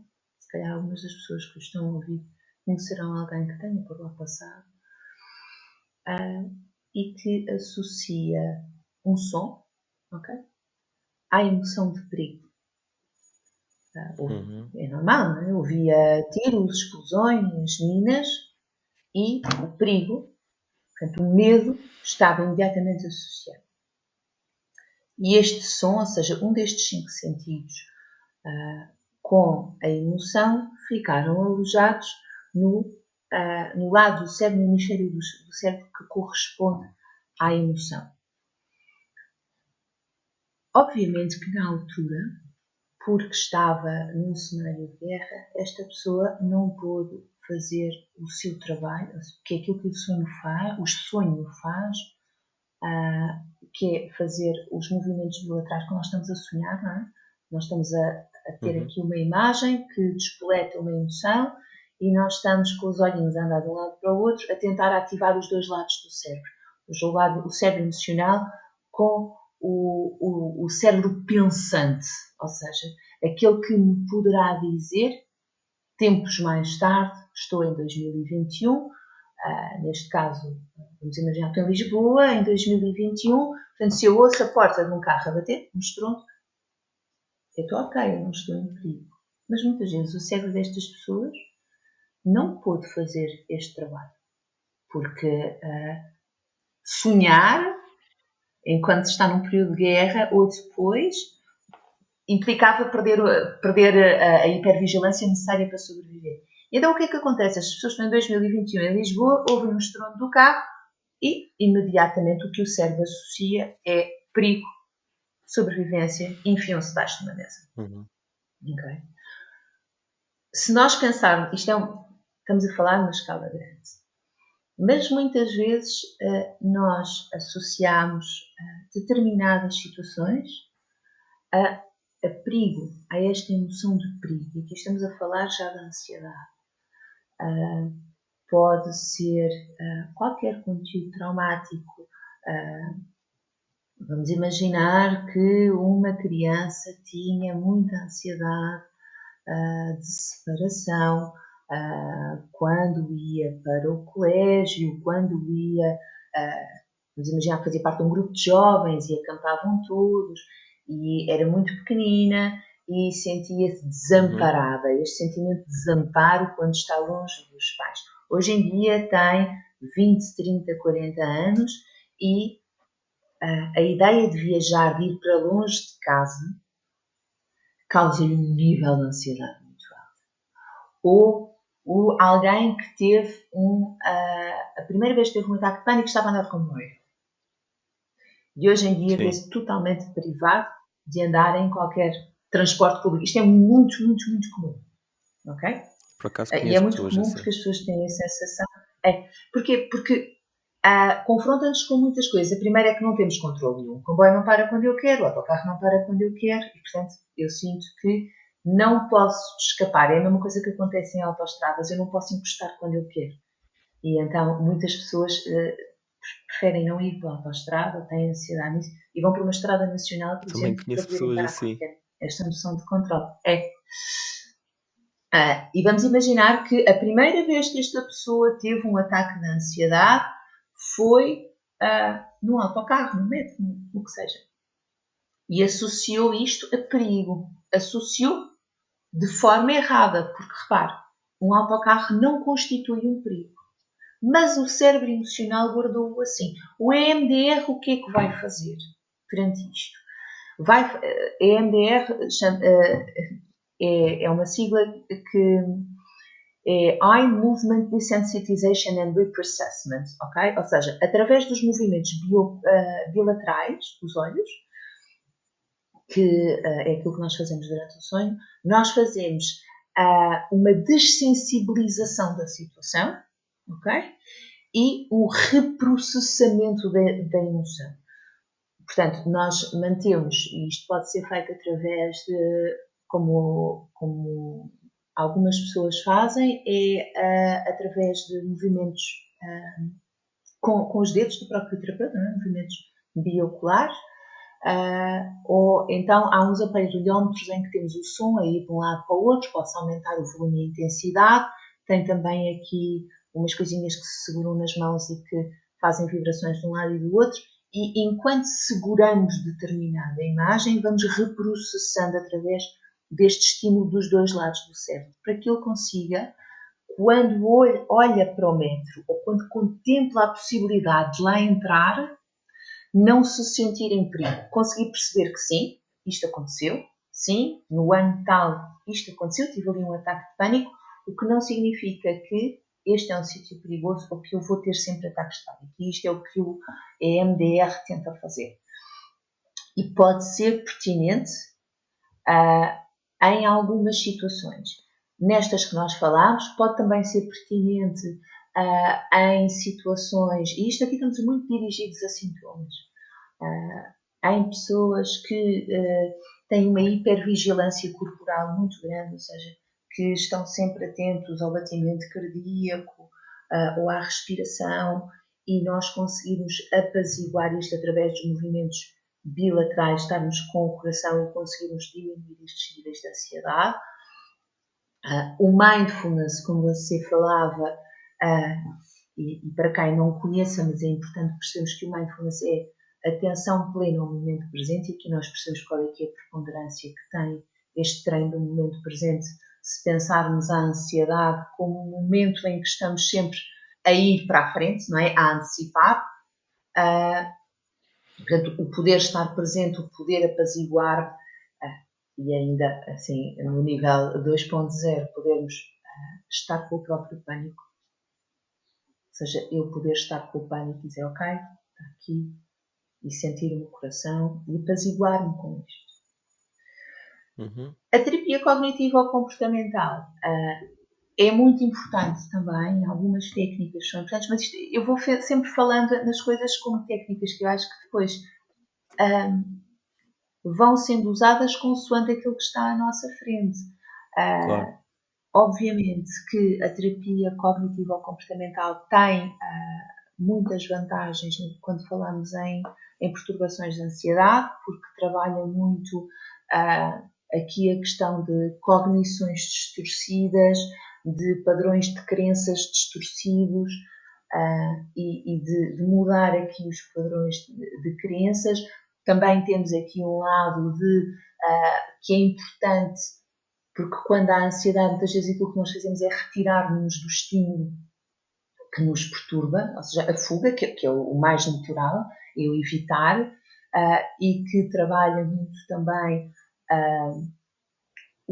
a exposição progressiva àquilo que é o meu gatilho, eu poder sair de casa, eu poder andar num transporte público. Repare como isto pode ser o EMDR, ok? As técnicas de mindfulness de estar com a minha ansiedade no transporte público, e pode ser uma exposição progressiva, não é? Este lado mais comportamental de perceber, primeiro saio de casa e vou treinar a sair de casa. Vou treinar só o ir até à paragem do autocarro e ficar só, não vou apanhar o autocarro, mas vou aqui percebendo que vou fazendo uma escala do menos ansiogénico ao mais ansiogénico e que vou fazendo parte por parte, ok? E vou tentando gerir a própria ansiedade, aqui uma terapia mais expositiva. Também podemos muitas vezes ter assuntos inacabados e ter técnicas de psicodrama às quais a própria Gestalt também vai dando sentido. Temos técnicas de 2 cadeiras ou técnicas de cadeira vazia que me permitem conversar com a própria ansiedade ou expressar sentimentos de zanga que tenha e que estejam a gatilhar aqui a minha ansiedade. Portanto, aquilo que é importante nós percebermos é que todas as terapias que sejam integrativas e os psicoterapeutas vão ter que olhar para a pessoa e para a forma como ela vive a ansiedade. Uhum. Muitas vezes nós perguntamos, então e se eu tentar só EMDR? Ou seja, se eu tenho... Bom, se for um trauma que eu tenho específico que está a destabilizar toda a minha vida, why not? Uhum. Não é? Mas muitas vezes não é. Muitas vezes não é. E aqui E lembro-me alguma sempre de quando forma. entrei. Diga. A minha questão era só se há alguma forma, porque uma coisa que eu lhe queria perguntar depois, assim, também mais rapidamente, já que também já lhe estou a roubar muito tempo, era para quem não está em terapia, que tipo de estratégias rápidas é que poderia utilizar para diminuir a sua ansiedade? Lá está, também consoante os níveis, porque, por exemplo, meditar Sim. para mim funciona, Uhum. mas não durante um ataque de Uhum. pânico. Uhum. Mas agora que estava a Claro. falar na questão das terapias, isso também me levantou outra Uhum. questão que é, ahm, para quem sente que se calhar está na altura de procurar terapia, se é que isso se Uhum. sente, não é? Mas acho que sim, Sente, acho que sente. há certos Acho que pontos sim. em que Sim. uma pessoa sabe. Ahm, como é que ela pode otimizar, e lá está, sempre otimizar as coisas, a sua procura por tipo de terapia certo, ou algo que se Uhum. enquadre mais com aquilo que é o tipo de ansiedade dela. Ok. Ahm, primeiro que tudo, eu diria que, bom, existem mecanismos próprios para se procurar um psicoterapeuta. Muitas vezes se não conhecemos ninguém que tenha feito terapia, porque às vezes é normal nós termos referências por pessoas que já fizeram processos terapêuticos e Uhum, que nos recomendam alguém, mas nós temos mecanismos próprios. Nós temos o site da Ordem dos Psicólogos Portugueses, que tem um diretório de psicólogos. Nós temos os sites das próprias sociedades de psicoterapia, seja terapias breves, cognitivo-comportamentais, terapia gestalt, ou seja, temos uma série de linhas psicoterapêuticas que têm uma sociedade por trás e nas quais as pessoas têm, estão listadas os terapeutas. E depois passa um bocadinho também por a própria pessoa perceber, ao pesquisar um bocadinho, o que é uma terapia cognitivo-comportamental, o que é uma psicoterapia gestalt, o que é uma psicoterapia breve, o que é uma psicoterapia existencial, o que é o EMDR, e perceberem naquele momento, e de acordo com o que elas são, o que é que lhes faz sentido. Ok? Ou seja, fazerem este trabalho mesmo de investigação, de uma investigação breve, não é? O que é esta terapia cognitivo-comportamental? O que é uma psicoterapia gestalt? O que é uma psicoterapia que seja mais integrativa? E nesse aspecto podem pesquisar e podem pesquisar nos próprios sites das ordens. E tentar perceber também, isto também pode ser, a maior parte dos psicoterapeutas têm páginas de internet uhum, ou páginas profissionais nas redes sociais em que vão mostrando também um pouco do seu trabalho. E porque isto, mesmo que eu queira uma psicoterapia cognitiva ou comportamental, uma das coisas fundamentais é que haja empatia entre o terapeuta e o paciente, ou seja, que o paciente perceba que não está a defraudar as expectativas do terapeuta, se não sentir que é aquele o sítio. Uhum. Da mesma forma que o próprio terapeuta pode dizer, eu acho que você poderia beneficiar disto e encaminhá-lo. Ou seja, isto é ok, nós não temos que ir e ficar presos àquele terapeuta. Okay? Uhum. Nós podemos questionar, nós podemos e devemos questionar e perceber, porque é um trabalho de uma confiança muito grande, obviamente que não será ao início, se calhar ao fim de 4 sessões, em que vamos trabalhando aqui um bocadinho a aliança terapêutica. Se eu perceber que não me sinto à vontade, eu posso trazer isto. Isto é objeto de terapia. Okay? E a responsabilidade do psicoterapeuta muitas vezes também é perceber, ok, eu posso reencaminhar esta pessoa se ela sente que isto não está a resultar para Claro. ela. Muitas vezes há este pudor. Portanto, nesta busca, vamos procurar, vamos investigar que tipo de terapias existem. Mas vamos ter aqui noção também de uma coisa. Eu há bocado ia dizer isto. Eu lembro-me sempre, quando entrei na minha faculdade, uma piadinha que se contava, que era: quantos psicólogos são necessários para mudar uma lâmpada? E a resposta era: não, nenhum. É necessário que a lâmpada queira mudar. Um psicoterapeuta não é um mágico.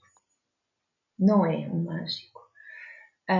E é necessário que nós não tenhamos ideia de que o nosso trabalho se faz ou com pacientes 1 hora por semana naquele gabinete. Aquele gabinete é um laboratório. É um laboratório de experiências com ou sem trabalhos de casa, mas que é um laboratório que exige reflexão e alguma disponibilidade do paciente de experimentar fazer diferente. Experimentar fazer diferente. Ou seja, refletir e experimentar fazer diferente. Há um trabalho muito ativo do paciente fora daquela sala de terapia. Okay? E esta é uma das desmistificações que tem que existir. Uhum. Okay? Aquele espaço é super importante, mas a vida acontece lá fora. Não é? E aquele espaço não pode ser só um contentor daquilo que aconteceu durante a semana. Okay? Claro. É muitas vezes o sítio onde nós nos reposicionamos e onde nos vamos refletindo e onde vamos experimentando e onde vamos tendo outra ideia e onde vamos trabalhando outras hipóteses da nossa vida. Isso é uma coisa. Portanto, a primeira questão, quando as pessoas sentem vontade de procurar terapia, é perguntarem-se a si próprias: eu estou disponível para fazer diferente? E isso implicar expor-me a algum desconforto. Okay? Claro que na vida diária, agora vou à sua primeira pergunta, que eu depois responder no fim. Se eu tiver a ter um ataque de pânico e se eu for meditar naquele momento, talvez não seja a primeira resposta que eu preciso. Uhum. Okay? Quando nós estamos a ter um ataque de ansiedade, o nosso raciocínio lógico está desligado. A nossa amígdala está a fazer o trabalho todo de sobrevivência. Portanto, nós estamos aqui. Eu tinha um paciente que me disse das coisas mais engraçadas para descrever um ataque de pânico, que é como tomar LSD e ficar sentado no sofá sem poder dançar. Ou seja, está tudo a agitar e eu não posso mexer. Eu acho que é maravilhosa a descrição. E nós temos que perceber que quando estamos aqui high on drugs, não é? Cortisol, adrenalina, o nosso corpo, o nosso excesso de oxigênio, o nosso raciocínio lógico não está a funcionar. Porque se não está a imaginar, não é? O ser humano está à frente ao leão e pensa: bom, vou atacar pela esquerda ou pela direita, não é? Qual é o melhor local de fuga? E já tínhamos dito. Portanto, não há raciocínio. E então, uma das coisas mais imediatas que nós podemos fazer é estimular este raciocínio. Se eu só posso ter ou a amígdala ou o córtex pré-frontal ligados, se é uma opção entre um e outro, então eu percebo que se conseguir ligar o córtex pré-frontal, eu vou desligar a amígdala. Como é que eu faço isto? Raciocínio lógico. Eu posso fazer contas de subtrair. 100 até 0, de 7 em 7. E vão perceber que neste momento é fácil dizer que 100 menos 7 são 93. Mas se estiverem a ter um ataque de ansiedade, não só não vai ser tão fácil, como vão achar tremendamente idiotas estarem a fazê-lo. Façam na mesma. Okay? Portanto, eu estou aqui a tentar ativar, através desta subtração, não é? Portanto, 100, menos 7, 93, e menos 7, e menos 7, e menos 7, e menos 7. Okay? Essa é uma das coisas. Outra das coisas que eu posso fazer é contemplar o que está à minha volta. Contemplar não no sentido meditativo, mas no sentido de dizer, ok, eu vejo, posso descrever o que está à minha volta, não é? Eu vejo 4 molduras, uma máquina de escrever, uma jarra com flores, mais 2 molduras, uns giradiscos, uma coluna, uma estatueta, e eu vou descrevendo, ou seja, dizendo ao meu corpo, eu estou aqui. Porque muitas vezes aquilo que acontece é, eu já estou lá. Exato. Outra das coisas de raciocínio lógico, que é jogos de palavras. Ou seja, a última sílaba de uma palavra é a primeira da palavra seguinte. Gato, Tomás, máscara, raposa, sacola, lápis, pistola e vamos por aí fora. Okay? Portanto, eu estou a ativar o raciocínio lógico. Estou a dizer à amígdala, calma, vamos olhar para onde é que tu estás, calma, ok? E é aceitar que eu esteja ansioso. Aquela coisa que nós fazemos muitas vezes de não, eu não posso estar assim porque eu estou numa reunião, porque eu estou num jantar. Não, estou ansioso. E eu só posso agir face a esta ansiedade, e isto muitas vezes confronta-nos com conteúdos de vergonha, se eu aceitar, ok, estou ansioso. É lo que há. E agora é que eu posso gerir isto. É lo que há. É lo que há. E vou fazer estes exercícios todos. E tentar uma coisa que é não fugir do sítio onde estou. Se eu estiver a ter um ataque de ansiedade, muitas vezes eu quero fugir do sítio onde estou. E fugir do sítio onde estou muitas vezes faz-me criar aqui uma ideia errada, que é o sítio onde eu estou é perigoso. Seja um metro, seja um jantar, não é? Tipo, quer sair daqui, é normal, não é? Estou cheia de adrenalina. Sim. LSD sentado, não é? Portanto, eu quero sair, eu quero fugir. E aí muitas vezes nós vamos associar o alívio à fuga e nós não queremos isso. Nós queremos saber que eu posso estar num jantar e ter medo. Eu posso fazer uma viagem e ter medo e gerir esse medo. Ou seja, eu não preciso, mais uma vez, desta coisa futura do quando eu estiver bem. Quando, não é? Eu vou fazer. Por isso é terrível. É terrível. Mas por que diabo é que eu não posso estar a ter um ataque de pânico quando estou a jantar com os meus amigos? Eu posso dizer, olha, pessoal, ataque de pânico. Se eu tenho a honra de ser chamado e de chamar amigos às pessoas que estão à minha frente, se eu estou em sofrimento, mas por que é que eu não posso dizer, olha, ataque de pânico? Não é? Temos que deixar de diabolizar isto. Não é? Temos que deixar de diabolizar isto. Eu também não estou a ter convulsões ou uma crise diabética e digo, não vou dizer nada, não é? O meu pâncreas parou de produzir insulina, mas eu vou ter uma convulsão, que vergonha, eu vou estragar o jantar de toda a gente. Ok, portanto, tentar não fugir e tentar gerir in loco. Portanto, aceitar. Está ok. Não é bom. Sim. Está ok estar com isto. Tentar fazer esta análise descritiva, estes jogos de matemática, estes jogos de palavras. Tentar não sair do sítio. E tentar fazer, aí sim, tentar respirar. E respirar como? Nós respiramos mal. Nós respiramos pelo peito. E nós não precisamos respirar pelo peito. Nós podemos fingir que temos um balão na barriga que enchemos quando inspiramos e esvaziamos quando expiramos. É assim que os bebés fazem. Super inteligentes os bebés. Não é? Depois, entretanto, nós vamos pondo aqui uma série de coisas por cima. Ficamos fisicamente muito menos inteligentes. Mas tentar que esta respiração não seja torácica, porque é a respiração torácica que faz com que eu tenha... Por isso é que o pessoal nos filmes respira para dentro de saquinhos de papel. Também pode ser uma opção. Porque a respiração, quando é torácica, faz com que entre muito mais oxigênio do que aquilo que eu preciso.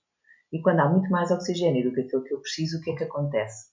Coisas maravilhosas. Enjoos, náuseas, vômitos, tonturas. Em última análise, uma coisa ótima.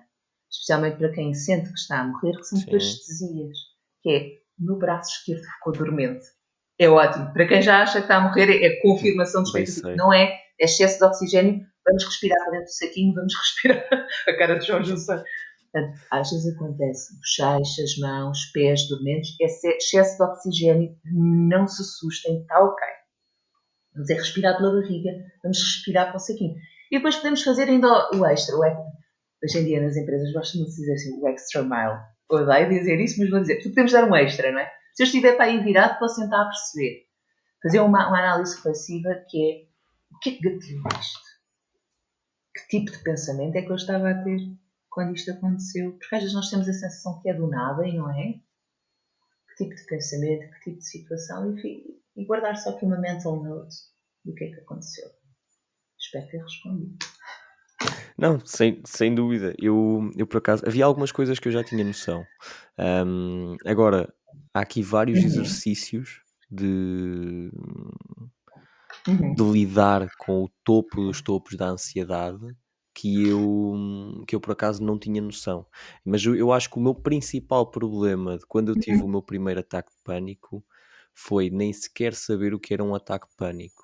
Por exemplo, toda essa questão da oxigenação a mais e dos enjoos, etc., e das dores, das faltas, os formigueiros nos braços, lá está, que estava a referir.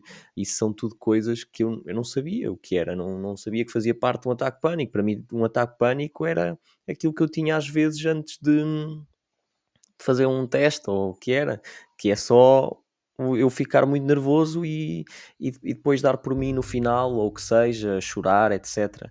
Mas um ataque de pânico é bem diferente disso, é uma coisa bem mais intensa. Por acaso já não tenho. O ataque de pânico, de facto, não. Boa. Mas um ataque de pânico, e quando eu digo que é uma coisa muito desconfortável, é de facto uma coisa fisicamente muito sofrida. Uhum. Okay? Nós não estamos a falar de. E temos que deixar, ou pelo menos perceber, que nós começamos a usar palavras da clínica no nosso dia a dia, que é sinto muito ansioso. Não, ansiedade é uma coisa a sério, hein? Uhum. Ansiedade é uma coisa séria e dá sintomas sérios. Um ataque de pânico, não é? Porque isto depois muitas vezes dá a própria desvalorização. Nós dizemos, epá, eu ando cheio de ansiedade e 10 pessoas estão à sua frente e dizem, epá, eu também. Não, mas nós estamos aqui a falar ansiedade patológica ou ansiedade normal. Um ataque Claro. de pânico, a sensação é uma de duas coisas. Estou a ficar louco, ou seja, vou ser internado porque é uma sensação de perda de controle ou vou morrer. Estes são os dois pensamentos básicos. E para as pessoas estarem a sentir isto, a noção de descontrole é absurda. Absurda. Uhum. Certo? Porquê? Porque nós estamos, de facto, completamente minados. Minados de adrenalina e de cortisol. O coração está a mil, a respiração ficou curta, o nosso córtex só está a produzir lixo, não é? Não há nenhum raciocínio. A pessoa que está ao nosso lado diz: tem calma. Não aconteceu. Está tudo bem, vai passar. Não aconteceu, porque não está ligado, não dá, não há atividade, não é? E a sensação é: como assim está calmo? Se o meu coração está a mil, a minha tensão arterial alterou-se completamente, não é? As minhas pupilas estão ali loucas, eu tenho as Uhum. mãos a suar, todo eu estou a suar, tenho dormências, parestesias, reparem como eu estou mesmo a enlouquecer, ou estou mesmo a morrer, ok? E portanto, nós estamos a falar de uma coisa que causa um sofrimento físico absurdo, absurdo, ok? E Sim. do qual a maior parte das pessoas não tem noção. Até porquê? Porque isto tudo consegue acontecer e ninguém deu por nada. Eu consigo sentir tudo isto e quem está à minha frente não se aperceber. Ou seja, nós achamos tipo, que vou fazer ali uma escandaleia, toda a gente está a reparar, mas não, a maior parte das vezes não se vê. Sim, Não se vê. eu perfeitamente isso. E sabe que eu acho que é por isso que é tão importante nós dizermos está a acontecer, isto está a acontecer agora, primeiro para podermos ser ajudados, se for preciso. Mas segundo, porque se esta foi considerada a doença do século, então normalmente quando nós conseguimos verbalizar isto está a acontecer, há alguém que diz, olha, isto também me aconteceu, ou também me está a acontecer. E nós sentimos um bocadinho mais normais. Uhum, Ok? Diga, é diga, verdade. Jorge. Não, isso é muito verdade. E é preciso às vezes. Eu acho que essas dicas me teriam dado muito jeito ahm, nas Uhum. primeiras vezes que eu comecei a sentir isso. Porque lá está, há certos momentos Uhum. em que não dá para fugir. Nós temos simplesmente que viver com ele. Eu sei que eu já passei por um ataque de pânico que me durou para aí 6 horas de uma viagem de autocarro na China, com o trânsito completamente parado e que eu sentia que ia ter um ataque cardíaco e que não havia forma de eu chegar ao hospital mesmo que quisesse, porque eu estava a 4 horas da cidade e o trânsito estava parado, etc. Tal como tive a controlar um ataque de pânico durante uma tarde inteira em Xangai e depois no pico maior estava na hora de ponta do metro de Xangai, onde vivem 20 e tal milhões de pessoas, e eu estava lá no meio só a tentar controlar a respiração e a ver se ia tentar controlar-me. Se eu tivesse Sim. tido esse tipo de dicas, noção, etc., se calhar tinha sido uma coisa muito mais fácil de suportar. Mas lá está, eu acredito que para a maioria das pessoas que estavam comigo, elas nunca diriam que isto aconteceu porque eu não lhes passei isso. Agora, isso não significava que eu não Uhum. tivesse num sofrimento um bocadinho acima da média. Atroz. Atroz. Portanto, Não é? Repare, talvez se o Jorge tivesse essas ferramentas, sim, tivesse sido diferente. Ou talvez não. Ou seja, claro. eu não quero, quando falamos destas coisas de contemplar, fazer descrições, respirar pela barriga, que isto seja fácil. Não é, aliás, a nossa cabeça, aquilo que vai dizer, e se alguém que nos está a ouvir, por acaso tiver um ataque de ansiedade e por acaso decidir fazer uma técnica de contagem, não se admire que a sua cabeça diga isto é absolutamente idiota. Porque eu vou dizer 100 menos 7 são 93, e Uhum, menos 7 são 86, e menos 7 são 79, e depois continuo. A minha amígdala continua aqui e eu continuo. Isto não está a resultar, isto não está a resultar, que estupidez. Ou seja, porque o meu cérebro está a dizer, não é essa parte que eu tenho ligado. Okay? Portanto, é normal, não é panaceia para todos os males. A questão é só nós darmos aqui assim um bocadinho de sentido ao que é que está a acontecer. Não estamos chalupas. uhum, Vamos tirar aqui a ideia de vamos morrer ou vamos enlouquecer ou isto não acontece a outras pessoas. Não acontece. Okay? Vamos tentar perceber o que é que resulta para nós. sim. Eu por acaso eu não sei se para mim às vezes não resultava simplesmente ceder e dizer está a acontecer e Uhum. aceitar. É o caso Bring It On. Está a acontecer. Há uma técnica, e se tiverem curiosidade, podem pesquisar, de um senhor chamado Bernard Rangy, que se chama Acalme-se. E cada uma das letras, ele estipulou uma técnica de 8 sessões, Uhum, em que cada uma das letras corresponderia a um passo. E o primeiro de todos é o A, não é? Do acalme-se e diz aceitar que estou ansioso. Eu acho que só esse primeiro passo demora muito mais do que uma sessão ou do que um mês. uhum, Porque, como assim? Esta é a parte mais difícil. Né? Como assim aceito que o meu corpo está em descontrole, que eu sinto que vou morrer, que eu sinto que vou enlouquecer? A nossa primeira tendência é eu não quero sentir isto.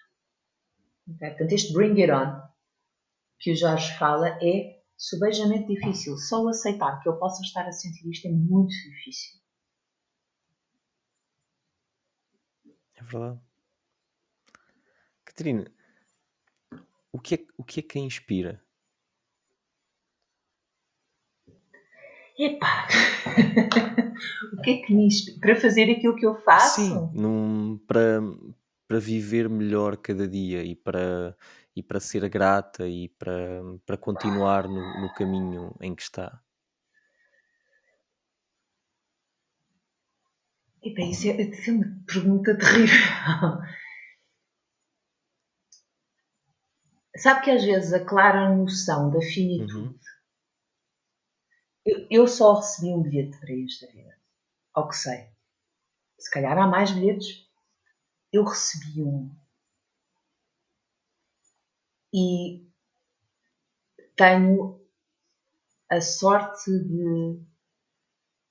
A sorte dá muito trabalho, mas hum, tenho a sorte de fazer aquilo que eu mais adoro na minha vida. Eu acho que não saberia se fazer outra coisa. Às vezes penso, será que eu consegui fazer outra coisa? Eu tenho a sorte de ter pessoas que alinham comigo nesta loucura que é fazer terapia. E isso dá-me uma gratidão enorme.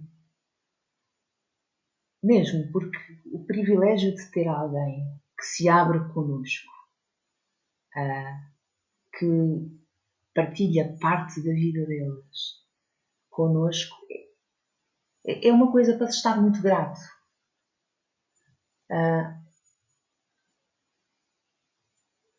E eu acho que todos os dias, e repare, não estou bem disposta todos os dias, o que seria? claro, O que claro. seria? Mas, e não estou, e tenho imensos defeitos,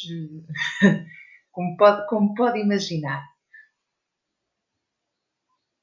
Mas quando nós olhamos, eu pelo menos tenho esta sensação, eu quando olho, este sítio é tremendamente maravilhoso. Tem muitas coisas erradas neste, mas este mundo é tremendamente maravilhoso.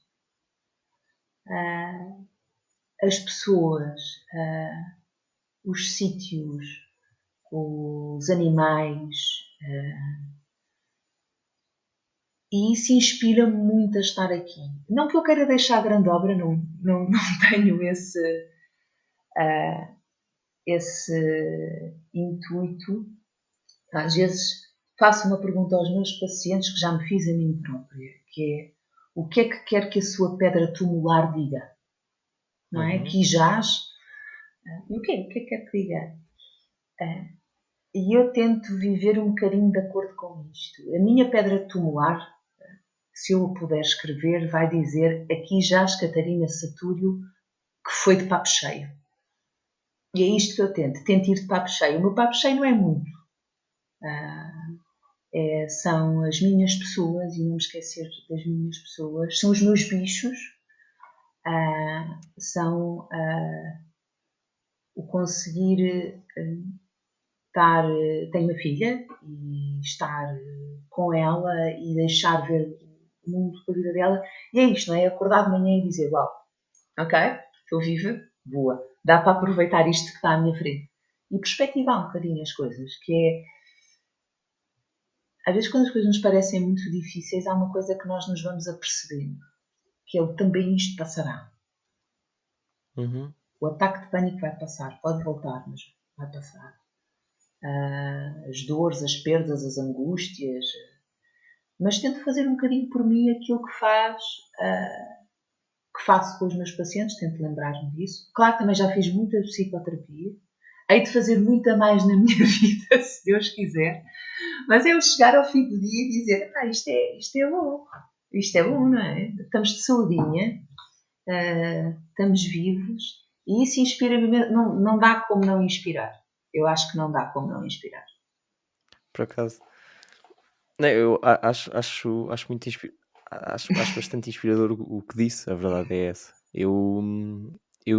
Por vezes tenho pena de não conseguir olhar para a vida dessa forma. E também é por causa disso que eu faço terapia, não é? Em parte é isso.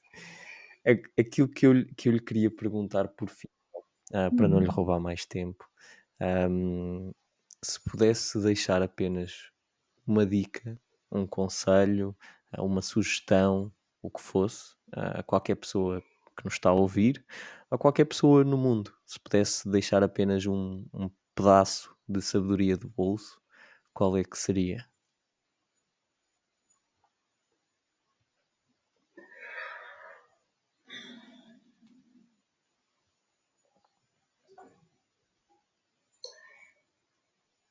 Eu sou muito existencialista. Eu acho que perguntaria: se morresses hoje, do que é que irias sentir falta?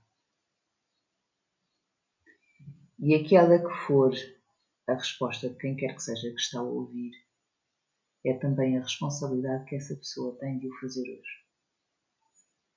Se eu perceber que, se eu morrer hoje, aquilo que me vai fazer falta é ver os doidos dos meus cães aos pinotes na praia, enquanto a minha filha anda invariavelmente de cuecas a entrar dentro da água, porque é uma criança e porque vai chegar cheia de areia à casa, e é assim. Então a minha responsabilidade é dar-me isso. Uhum. Portanto, não aprendi nada. Isso é uma excelente resposta. Bem, vou ficar a pensar nisso. É que depois eu fico a refletir, eu depois Ok. eu queria eu acho que tenho mais alguma coisa para dizer, mas fico a refletir sobre as coisas. Depois fazemos uma parte 2 com reflexões. Eu perco-me. Não, porque houve aqui muita coisa que eu lhe gostaria de perguntar e não vou fazê-lo, que é para também não lhe roubar mais tempo, mas que achei muito interessante e gostei muito deste bocadinho, como gosto sempre. Ahm, Não é um querido, meu Jorge. Mas olha, eu digo-lhe uma coisa. O Jorge disse muitas vezes hoje que me está a roubar tempo.